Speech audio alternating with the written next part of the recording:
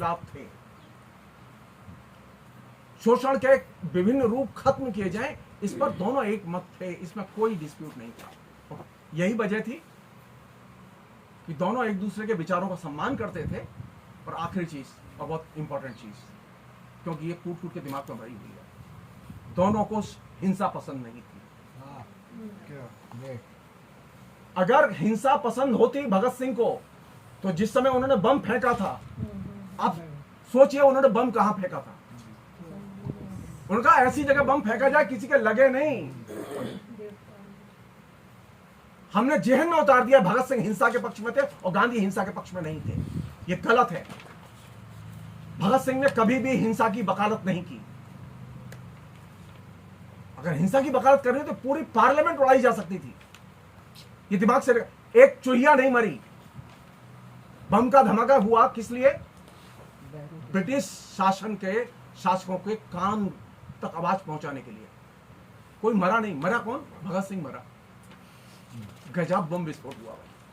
फांसी पर कौन चढ़े? भगत सिंह। कोई कर्मचारी नहीं मरा।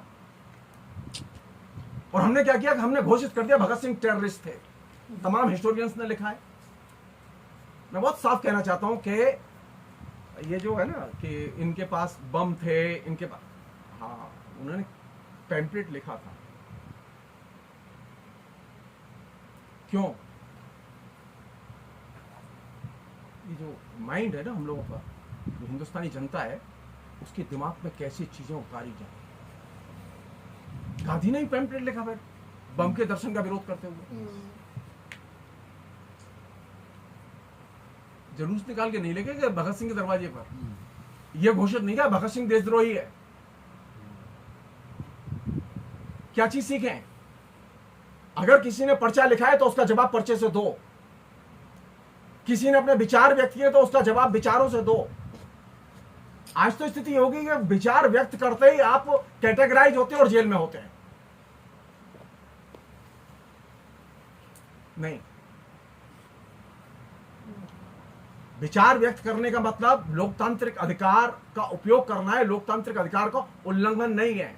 मेरे विचार ये हो ही सकते हैं कि मुझे लोकतंत्र को भी बदलना है। ऐसे लोग हो सकते हैं। लोकतंत्र में उसकी भी जगह है जो कि लोकतंत्र को स्वीकार नहीं करते, और लोकतंत्र में उनकी भी जगह है जो लोकतंत्र को समृद्ध करना चाहते हैं।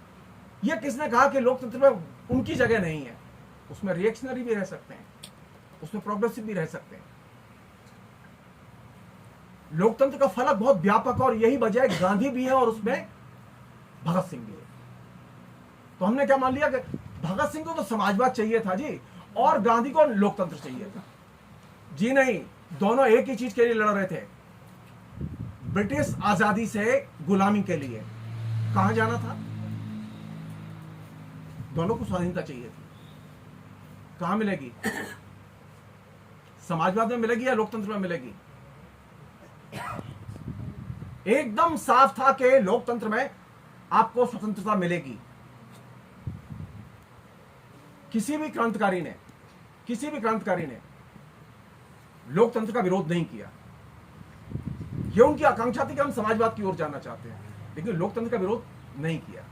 आखिरी चीज और इस पूरे प्रसंग में, परिवर्तनकामी विचार के लिए जरूरी नहीं है कि आपकी सेकुलर एजुकेशन हो।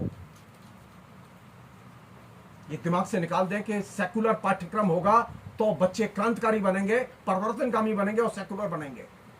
अगर ऐसा होता तो एनसीईआरटी के पाठ्यक्रम से तो करोड़ों बच्चे सेकुलर पैदा होते और आज ये घर घर मोदी नहीं होता।